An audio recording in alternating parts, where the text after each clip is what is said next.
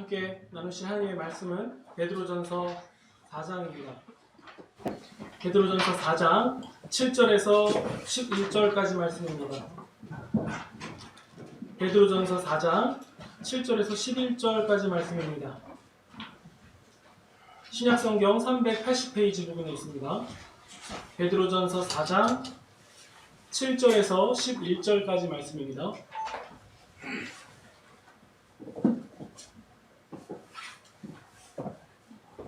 베드로전서 4장 7절에서 11절까지 말씀입니다.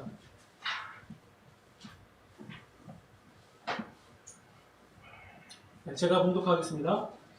만물의 마지막이 가까웠으니 그러므로 너희는 정신을 차리고 근신하여 기도하라. 무엇보다도 열심으로 서로 사랑할지니 사랑은 허다한 죄를 덮느니라. 서로 대접하기를 원망 없이 하고 각각 은사를 받은 대로 하나님의 각양 은혜를 맡은 청지기같이 서로 봉사하라.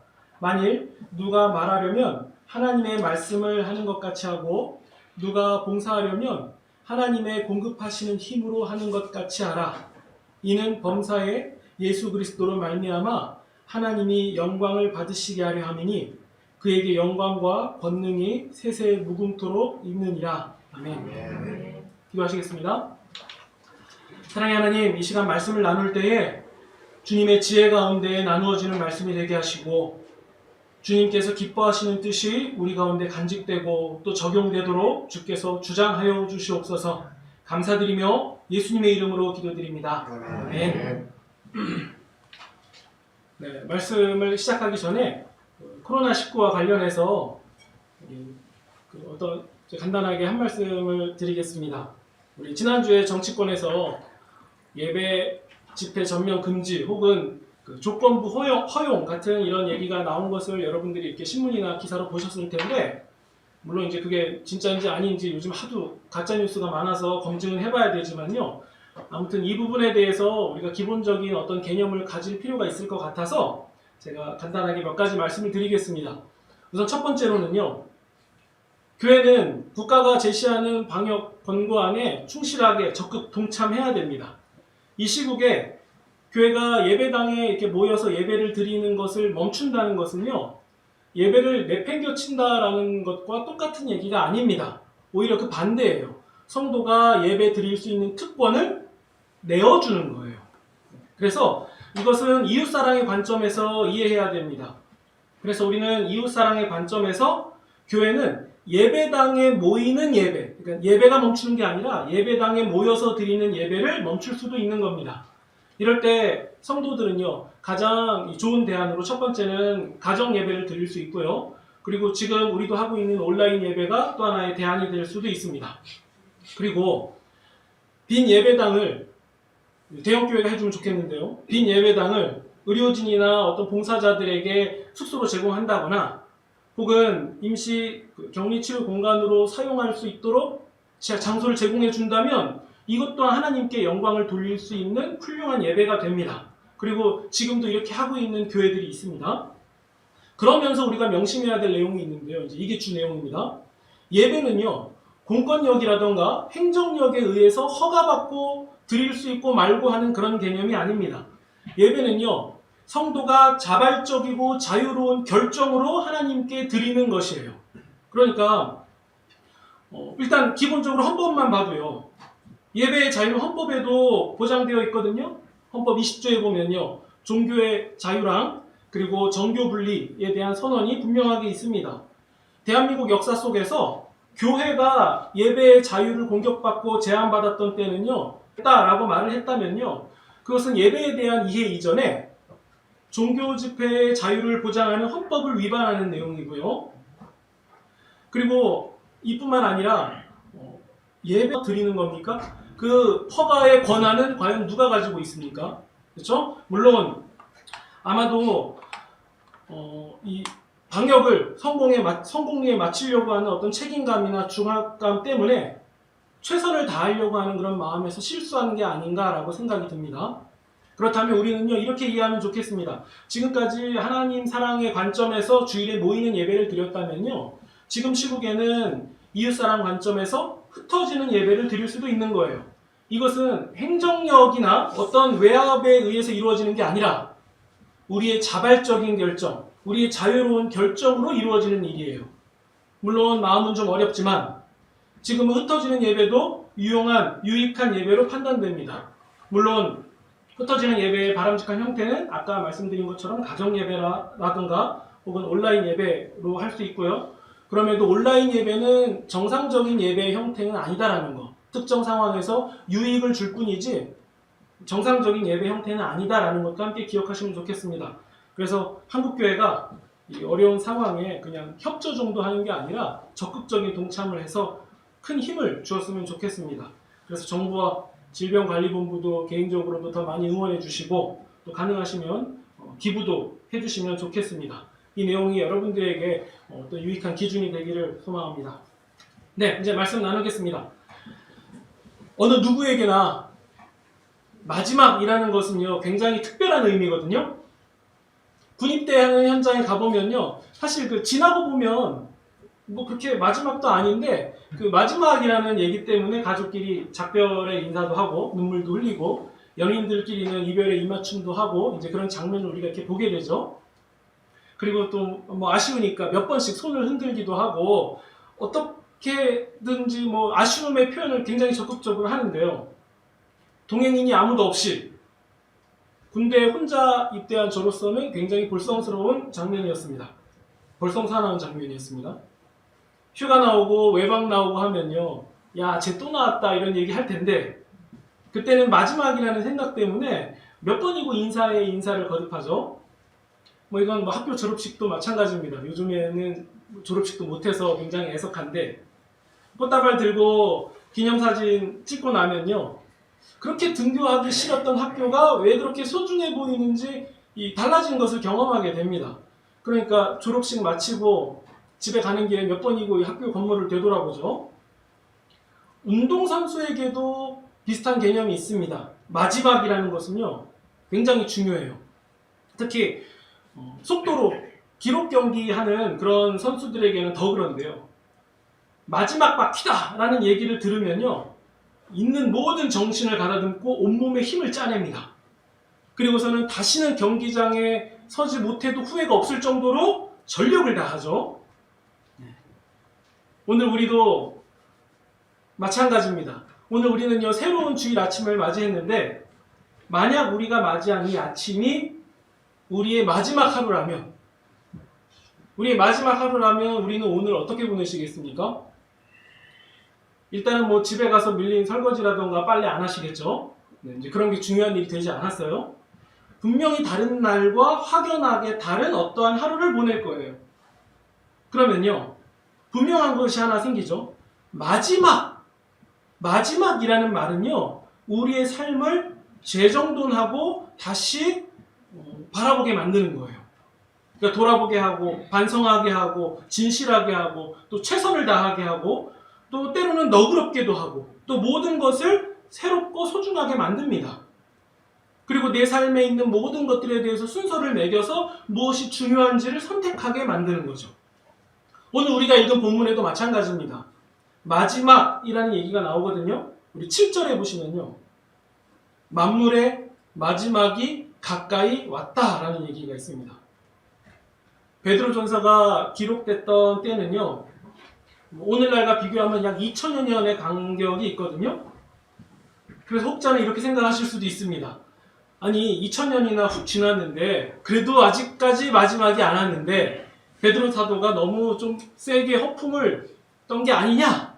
네.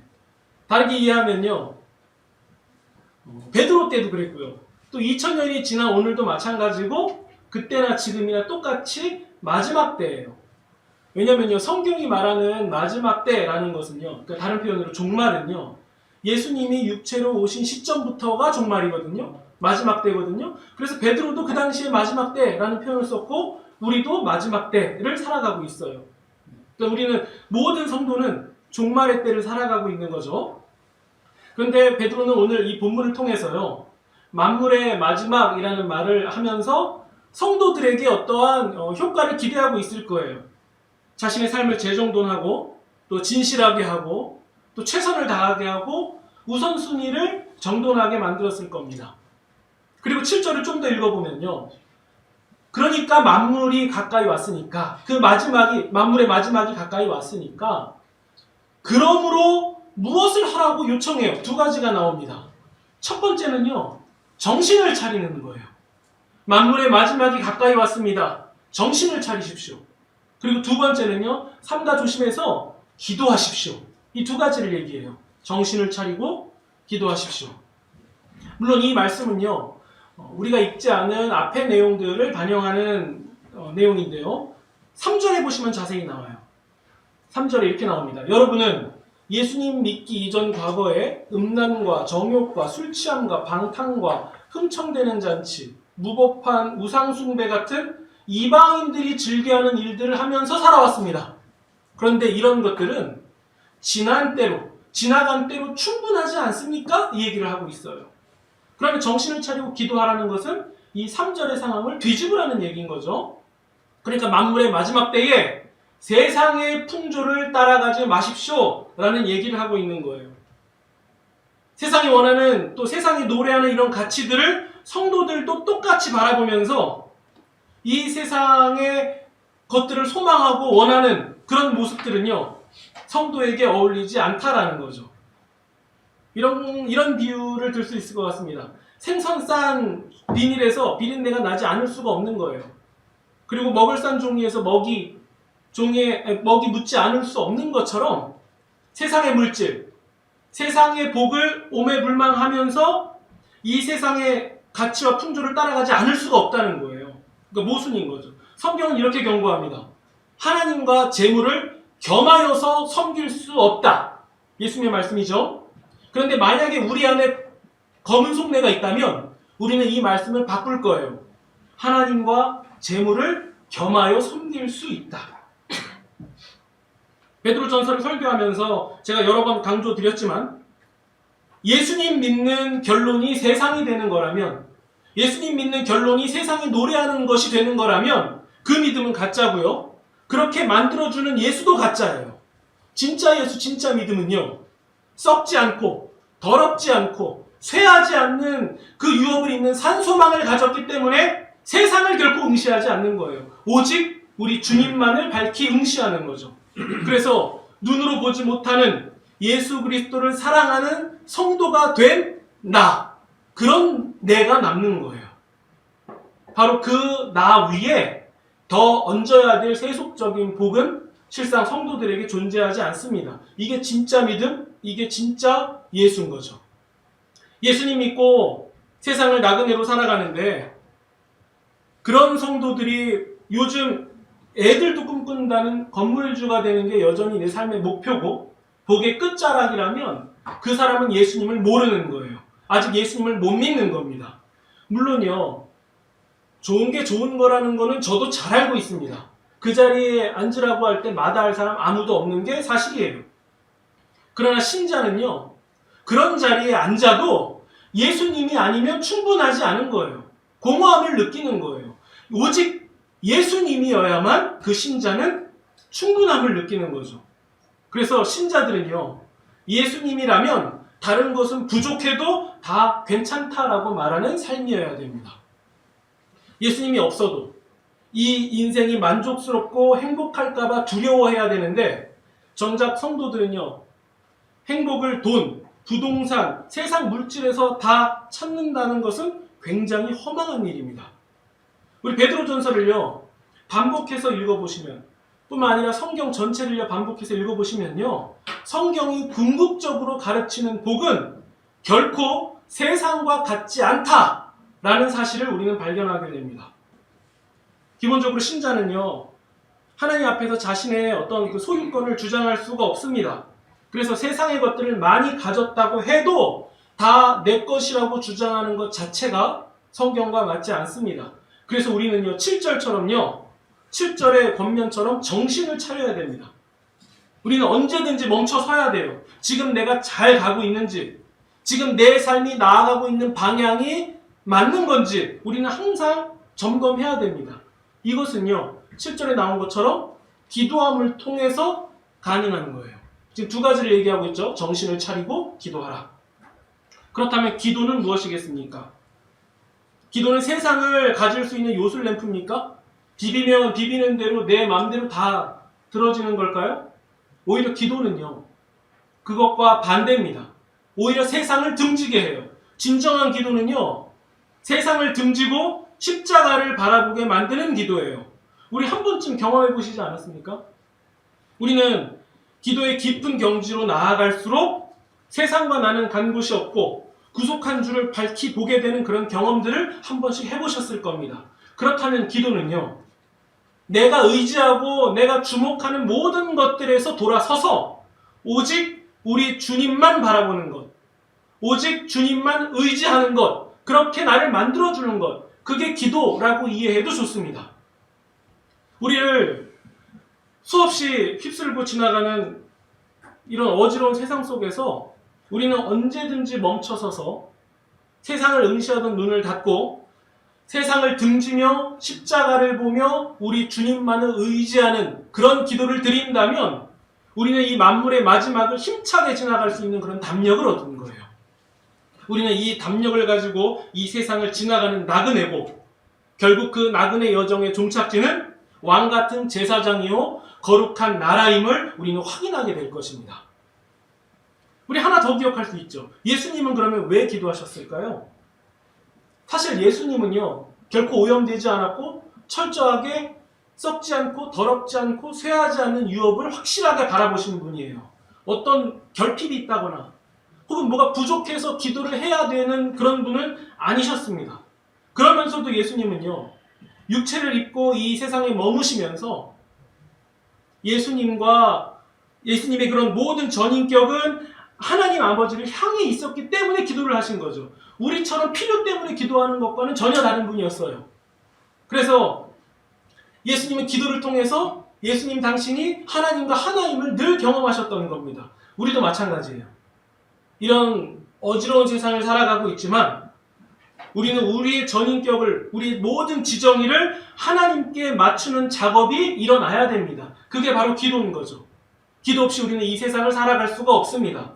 마치 라디오 주파수를 제대로 잡지 않으면 여러 잡음이 섞여 들려서 무슨 얘기인지 전혀 알아들을 수가 없지만 정확하게 주파수를 잡으면 무슨 내용인지 또렷하게 듣고 모든 잡음이 사라지는 것처럼 우리가 기도를 통해서 하나님께 온전하게 주파수를 잡는다면 세상의 모든 잡음이 사라지고 주님의 뜻이 또렷하게 보이면 우리가 남는다는 얘기입니다. 그리고 8절이에요. 세 번째가 나옵니다. 우리 첫 번째는 정신을 차리는 거고 두 번째는 기도하는 거였고요. 세 번째는요, 뜨겁게 서로 사랑하는 거예요. 뜨겁게 서로 사랑하라. 만물의 마지막을 살아가는 성도가 해야 될 세 번째는 뜨겁게 사랑하십시오. 사실 이 얘기는요, 1장 22절에서 한번 언급된 적이 있습니다. 1장 22절을 보시면요, 뜨겁게 사랑하는 것은 첫 번째로 진리를 순종하는 자세에서 시작된다라고 설명하고 있습니다. 그리고 진리를 순종하는 성도의 영혼은 깨끗할 수밖에 없다라고 설명해요. 그래서 그 결국 형제를 진실되게 사랑한다라고 이미 1장에서 언급하고 넘어왔거든요. 그렇다면 간단하게 우리는 이렇게 정리하면 좋을 것 같습니다. 신자가 뜨겁게 사랑한다라는 것은 오직 진리 가운데 가능한 일입니다. 오직 하나님의 말씀 가운데 가능한 일입니다. 신자는 진리 가운데 사랑할 수 있습니다 라고 정리할 수 있어요. 만약에 신자가요, 진리와 무관하게 사랑한다면요, 그 사랑의 끝은 결국 세상을 사랑하는 거고요. 이것을 한 단어로 우상숭배라고 말하는 거죠. 그리고 그 사랑은 반드시 음란과 정욕과 방탕을 향해서 가게 되어 있습니다. 이 얘기는요, 베드로만 얘기한 게 아니라요, 사도 바울도 같은 얘기를 했습니다. 돈을 사랑함이 일만하게 뿌립니다. 그리고 고린도전서에서는 바울이 이렇게 얘기합니다. 사랑은 진리와 함께 기뻐합니다. 그러니까 사도들이 지금 같은 얘기를 하고 있는 거예요. 그러면요, 진리 가운데 뜨겁게 사랑하는 것과 진리 가운데 뜨겁게 사랑하는 것, 그것의 결과는 무엇이겠습니까? 결국 허다한 죄를 덮게 되는 겁니다. 성도들은 뜨겁게 사랑해야 되는데 그 뜨겁게 하는 사랑은 결국 허다한 죄를 덮어줍니다. 여러분 예수님이 생각나지 않으십니까? 예수님이 온 인류를 뜨겁게 사랑하셨고 결국 예수님의 결론은 모든 사람의 죄를, 모든 인류의 죄를 덮어주셨습니다. 근데 여기서요, 덮는다라는 말을 우리가 조금 자세히 봐야 됩니다. 덮는다는 표현은요, 무조건적으로 잘못된 것 혹은 죄 이런 것을 그냥 덮어주기만 해라, 못 본 척 해라, 눈 감아줘라 이런 표현이 결코 아닙니다. 바른 권면, 바른 권징을 통해서 잘잘못이 무엇인지를 깨닫게 해줘야 돼요. 그리고 그 깨달은 자가 진실된 회개를 할 수 있도록 돕는 이 모든 일체의 과정을 덮는다라고 얘기하는 거예요. 그러니까 잘못과 부패를 보고서는 그냥 나 못 봤어 라고 하는 건 결코 덮는 게 아니죠. 그건 피하는 거죠. 만약에 제가 죄를 저지르면 그래도 목사니까 좀 봐주자 그러실 겁니까? 그게 정말 덮는다라고 말할 수 있습니까? 자신의 죄를 깨닫고 진실되게 회개하는 바로 그 지체랑 함께 아파하는 거예요. 함께 고통스러워하는 마음을 갖는 것, 그게 곧 사랑으로 덮어주는 거예요. 우리는 비난과 정죄의 자리까지만 하죠. 왜냐하면 그것은 우리에게 즐거움을 주니까요. 쟤 봐라, 쟤 저럴 줄 알았다. 늘 저런 식이야. 언제든 터질 줄 알았어. 그리고 자기는 무관해요. 책임은 안 져요. 그러나 덮는 자는요, 그 상황, 그 자와 함께 아파하는 거예요. 함께 회개하고 진실되게 하나님께 나아갈 수 있도록 그 일체의 과정을 함께 도와주는 거예요. 그게 덮는 거죠. 이것이 진리, 곧 성경이 우리에게 가르쳐주는 사랑이에요. 신자들의 사랑은 반드시 진리와 함께 갑니다. 이게요, 물론 제가 이렇게 말씀드릴 때 말은 쉽지 그게 실제로 현실적으로 가능하겠냐라고 물어본다면 가능한 부분이 있습니다. 저는 부모와 자녀 관계로 그 답을 할 수 있을 것 같습니다. 여러분들은요, 자녀를 키우실 때 자녀의 잘못을 그냥 덮어만 주셨습니까? 아니면 단호하게 훈계하고 때로는 벌을 주면서 동시에 여러분도 아파하셨습니까? 전자입니까? 후자입니까? 후자죠. 언제 덮어주셨죠? 훈계의 과정을 다 마치고 이 아이가 정말 잘못했는지를 확인하고 그리고 이 아이가 스스로도 뉘우치는 것을 정확히 확인하면 여러분들도 함께 아파하면서 그 잘못을 덮어주지 않으셨습니까? 바로 그거죠. 그렇다면요, 교회 공동체도 마찬가지입니다. 서로가 진실되게 사랑하는 관계인 것을 서로가 인지하고 또 이것이 전제된다면 교회 안에서 잘못을 지적받아도 달게 수용할 수 있고 용서와 자비를 구하는 그런 위대한 장이 될 것입니다. 그게 성경이 말하는 사랑과 용서인 거죠. 진리와 함께 기뻐한다. 그리고 마지막을 지나는 성도들에게 권면하는 네 번째 내용이 나옵니다. 그건 9절이에요. 9절은요, 지금까지 했던 모든 이야기를 전부 다 받아서 서로 대접하라 라고 얘기합니다. 대접하라. 여러분, 이 베드로전서는요, 신자가 이 세상을 지나가는 나그네들이다 라는 얘기를 하잖아요. 이 나그네들에게 서로 필요한 것들을 보충해주면서 서로 지지해주는 것, 이것을 대접한다 라고 우리는 이해할 수 있는 거죠. 우리 등산하다 보면요, 우리 정상을 향해 가다가 다른 위에서 내려오는 등산객을 만나잖아요. 그럼 우리가 반드시 하는 작업이 있어요. 얼마나 더 남았느냐 이걸 물어보죠. 그러면요, 한결같이 다 이렇게 얘기해요. 거의 다 왔대요. 근데 우리는 체감상 알아요. 거의 다 오지 않았을 확률이 훨씬 높다는 사실을요. 그러니까 정상을 찍고 온 사람은 지금 모든 걸 해탈하고 마음의 어떤 평안함을 누리니까 다 왔다 라고 표현하지만 지금 헉헉대는 우리 입장에서는 결코 다 온 게 아니에요. 우리에게 다 온 거라는 것은 한 20m 안짝을 말하는 거죠.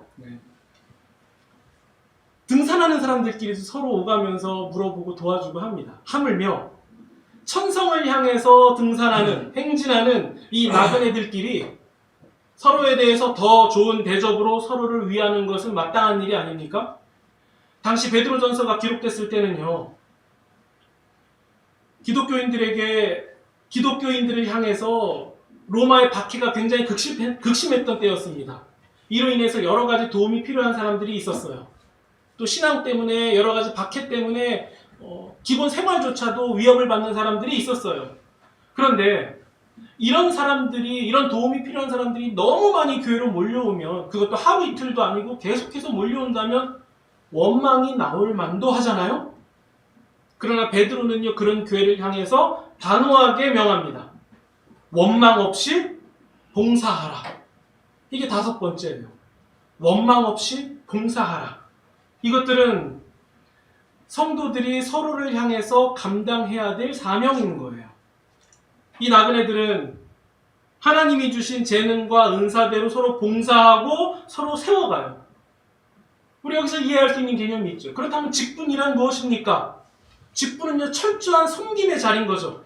지위고하가 아닙니다. 집사, 목사, 권사, 장로, 이 모든 직분은요, 모두가 자기의 기능을 가지고 섬기는, 봉사하는 그런 자리인 거예요. 그래서 공동체는요, 그런 기능과 역할을 부여받은 사람들이 하나가 되어서 서로 봉사하고 섬기는 그런 은혜의 자리인 거죠.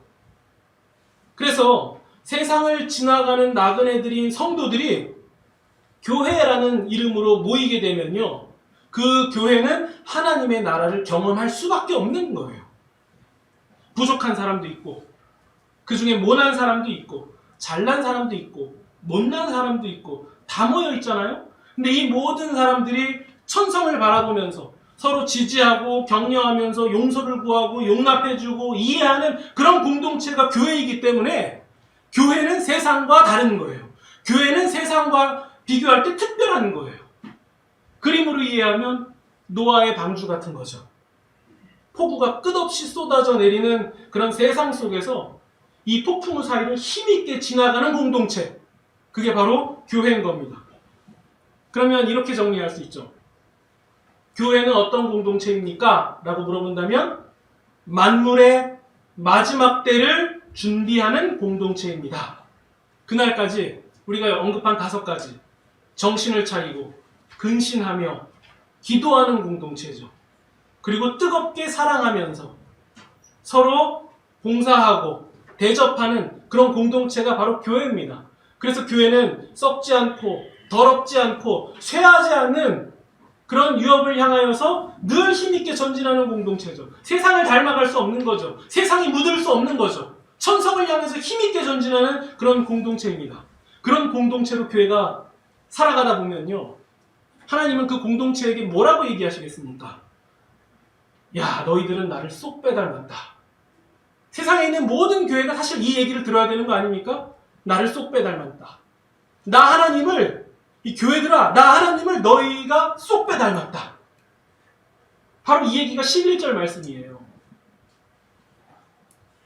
11절을 읽어보시면 감이 오시죠? 하나님을 닮은 것처럼. 교회는 이 공동체를, 이 교회라는 공동체는요, 결국 말하고 봉사하는 모든 일에 있어서 상대를 향해서 하나님이 하시는 것처럼 말하고 봉사하는 자들이에요. 그러니까 하나님을 쏙 빼닮을 수밖에 없는 거죠. 교회는 하나님을 쏙 빼닮는 공동체라는 거예요. 왜죠? 사실 성도는 태생부터 하나님의 형상들이기 때문에 그렇습니다. 자식이 부모의 형상이듯이 우리는 인간은 하나님의 형상인 거예요. 그래서 우리가 이렇게 살아갈 때 비로소 우리는 하나님께 영광을 돌려드리는 겁니다. 그래서 하나님을 쏙 빼닮은 성도들이 하나님처럼 말하고 그렇게 행동하고 그렇게 이 세상을 지나간다면 그 성도들은 이 세상에서 하나님께 최고의 영광을 돌리게 되는 거죠. 그러면 제가 만물의 마지막이라는 얘기로 5가지를 얘기했죠? 물론 이 첫째, 둘째, 셋째만 해도 벌써 둘째 할 때 첫째도 기억 안 나는데 뭐 5가지씩 얘기했냐라고 하실 수 있는데 이것을 여러분의 머릿속에 그림 언어로 넣어드리겠습니다. 오늘 그 주보를 보시면 정기사 대봉이라고 해서 이게 뭔 제목인가 싶으신 분들도 있었을 거예요. 제 얘기를 잘 들으셔야 됩니다. 정시성을 가진 기사님이 계셨어요. 택배기사님이었어요. 그분이 명절에 대봉감을 배달해 주셨어요. 머릿속으로 그 장면을 딱 연상하세요. 정, 기, 사, 대봉. 정신을 차리고, 기도하고, 사, 뜨겁게 사랑하고, 대접하고, 봉사하라. 기억나시죠? 집에 가실 때 정기사 대봉만 기억나실 겁니다. 이 5가지의 목적은 뭐죠? 교회는 만물의 마지막을 준비하는 사람이다. 정신을 차리고 기도하고 사랑하며 대접하고 봉사하는 그 공동체가 교회고 성도고 곧 이 마지막을 살아가는 나라는 사실을 여러분 기억하시기 바랍니다. 그래서 그 모습으로 이 마지막 시대를 이겨나가시는 저와 여러분이 되시기를 주님의 이름으로 축원드립니다. 아멘. 우리 함께 찬송하시겠습니다. 우리 찬송가 219장, 새 찬송가로는 540장입니다. 219장, 새 찬송가는 540장 함께 찬송하시겠습니다. 우리 이 가사를 보시면요. 내가 매일 십자가 앞에 더 가까이 가오니 구세주의 흘린 보배 피로써 나를 정케하소서라는 고백이 있습니다. 우리가 주님께 진실된 고백으로 나아가시길 소망합니다.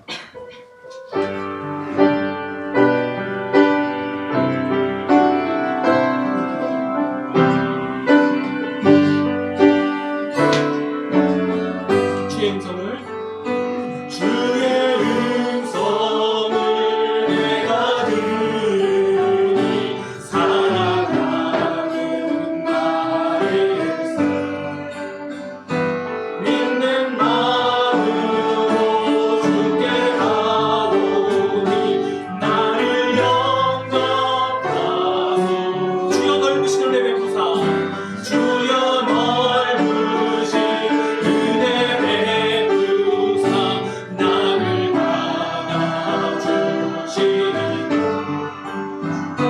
나의 품은 끝 주의 뜻까지 되게 하여 주소서. 내가 매일 십자가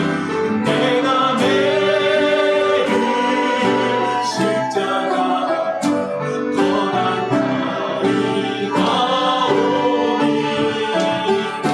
구세주의 흘린 보배 피로써 나를 정케하소서. 주의 보좌로 나아갈 때에 주의 보좌로 나아갈 때에 어찌하니 기쁨 주의 얼굴을 항상 배우니 더욱 짙으나 우리 구주의 넓은 사랑을 우리 구주의 넓은 사랑을 증량할 자 없으니 주가 주시는 참된 기쁨으로 헤아릴 수 없고 내가 매일 십자가 앞에 내가 매일 십자가 더 가까이 가오니 구세주의 흘린 보배 피로써 나를 정케하소서.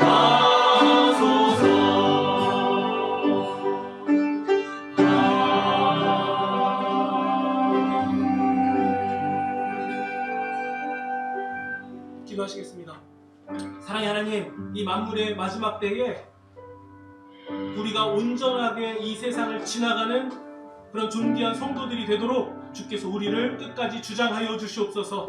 우리가 정신을 차리고 기도하며 뜨겁게 사랑하고 서로 대접하고 봉사하는 이런 은혜의 일들이 우리 개인과 이 교회와 우리 가정에 충만하게 일어나기를 원합니다.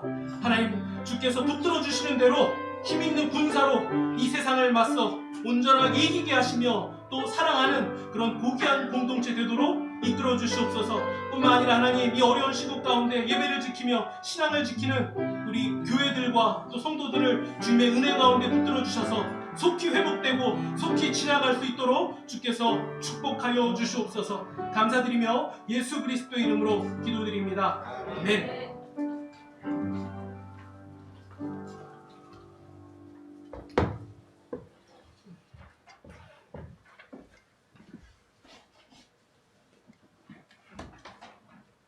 장소가 몇 쪽이지?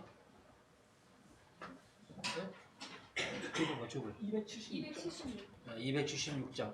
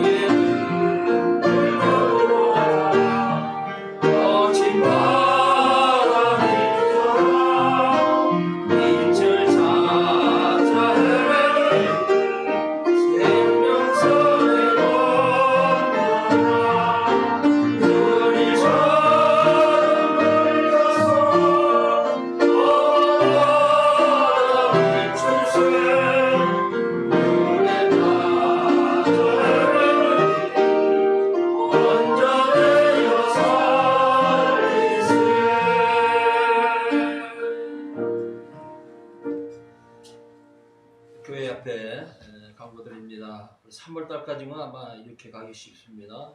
4월달부터 계속 모이는데 힘쓰겠습니다. 이게 길어지면 예배에 대한 모든 것이 사라지겠네요. 신앙 다 사라지고. 여러분들 혹시 예배 봤을 때 가슴 아팠습니까? 그런 사람 별로 없을 겁니다. 자, 그러니까 아까 말씀대로 정말 그리 지나서 깨어 기도해야죠.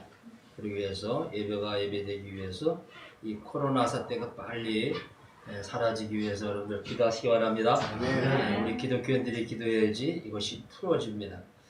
자, 가실 때 이 빵은 만난 게 만나 하나 주고 계란을 하나 줄 겁니다. 계란은 뭘 뜻하죠? 부활을 뜻해요. 가면서 만나와 부활을 잡수시면서 가시기 바랍니다. 물은 없고 소금도 없습니다. 각자 알아서 하시고. 자, 우리 오후 예배는 없고 또 시간도 없습니다. 많은 교회에서 밥 먹는 걸 특히 안 한다 그러더라고요. 예배는 드리는데 밥 먹을 때 괜히 이거 위험하다 그러더라고요. 지금 교회에서 많은 제가 보기에는 그렇게 큰 교회 같지 않은데 교회에서 이렇게 확진자가 나오기 시작합니다. 굉장히 위험 수위입니다. 이러다가 큰 교회 한번 터지면 큰일 납니다. 그럴 때 여러분들 꼭 깨어 기도하시고 예배를 통해서 이런 바이러스가 전파된다면 이거 하나님께 예배드리는 게 얼마나 불충입니까? 준비해야 돼요. 그래서 어느 교회는 기도하는 교회인데 그 교회만큼은 절대로 바이러스가 들어오지 못하는 굉장히 대형 교회거든요. 단호하게 선포합니다. 우리 그런 거 없어 하면서. 근데 믿어지는 게 그 교회는 기도하는 교회.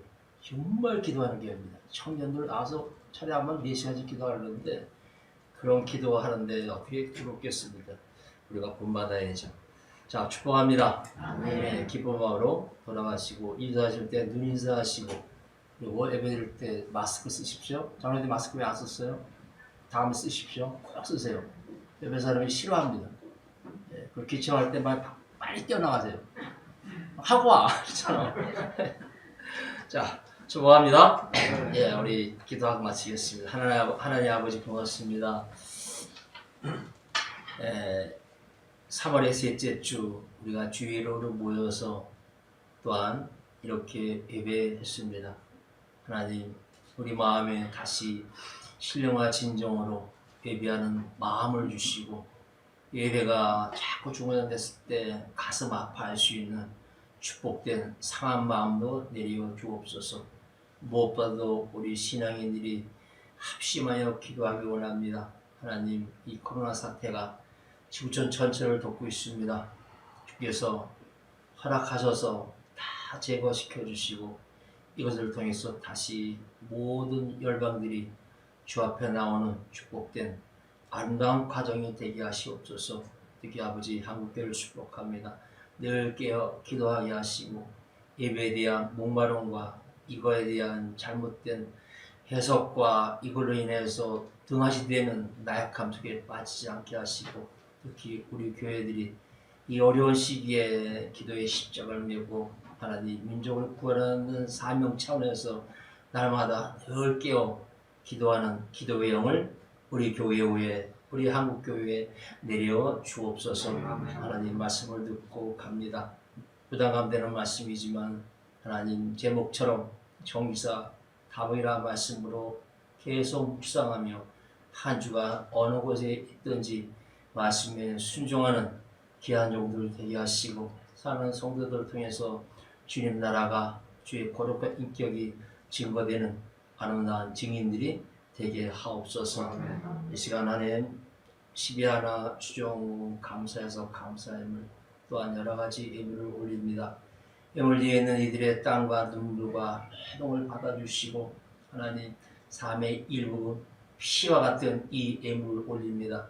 예물 올리는 이 손길을 절대로 헛되지 않게 하시고 약속대로 창고가 넘치고 또 흘러서 많고 주고 베풀 수 있는 귀한 손길들 되게 하옵소서. 하나님 이 세상에 선교를 위해서 많은 구제와 선교 헌금이 필요하고 정말 돈이 필요한 시대에 살고 있습니다. 하나님 우리 신앙인들이 그 없는 곳에 많고 줄 수 있는 아름다운 손길들 되게 하시옵소서. 그러기 위해서 이 재물 얻는 능력을 우리 교회와 성도들에게 내려주시고 이것으로 인하여 신앙이 제대되거나 후퇴되지 않게 하시고 전능하신 주 앞에 두 손 들고 정직하게 무릎 꿇게 하옵소서. 아버지 하나님, 사랑하는 귀한 사랑하는 성도들 주의 사랑으로 덮어주시고 십자가의 피로 덮어주셔서 하나님 이 땅에 사악한 세력들이 감히 만지지 못하게 하여 주옵소서. 피에 그 아름다운 피가 인방 좌우 설수에 붙였을 때 사망 권세가 넘어갔습니다. 주님 사랑하는 성도들을 주의 십자가의 보혈로 덮어주시고 성령으로 집을 말씀으로 채워주셔서 이 땅에서 아름다운 승리자들이 되게 하셔서 어느 곳에 있든지 아름다운 신앙의 전사들로 축복하여 주옵소서. 한 주간 서로 영적인 깊은 교제들이 있고자 합니다. 하나님 교회를 사랑하고 더 나아가서는 이 나라 민족을 사랑하고 더 나아가서는 하나님의 창조된 이 피조세계를 사랑하는 넓은 가슴으로 끌어안는 말씀대로 허대한 죄를 덮으라고 말씀하신 대로 말씀으로 하나님 다 덮고 끌어안고 갑니다. 주님 부담감을 안고 갑니다. 사랑하는 귀한 자녀들에게 하늘의 신령한 복들로 넘치게 하시고 오늘 참여하지 못한 귀한 자녀들 어느 곳에 있든지 이전을 사모하며 예배를 사모하며 깨어있게 하시고 하나님 가슴 아파하는 마음도 내어 주옵소서.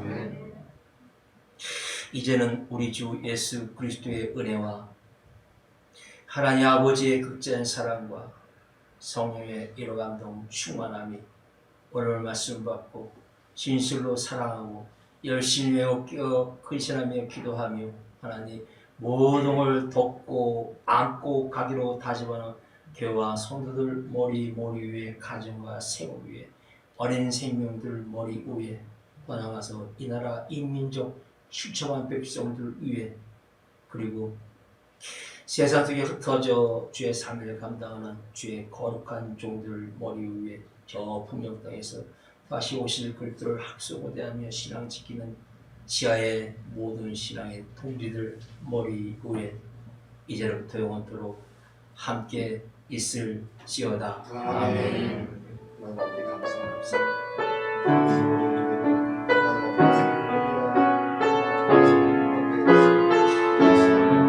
우리 한번 조용히 한번 같이 한번 합심해 한번 기도합니다. 하나님 이 땅에 있는 코로나 바이러스가 이제는 주께서 제거시켜 주셔서 하늘의 평화와 귀한 기쁨의 사랑으로 채워달라고 우리 함께 한번 기도하겠습니다. 아버지 하나님 주의 사랑으로 덮어주시고 주의 말씀으로 덮어주시옵소서. 이 아버지 하나님 가족으로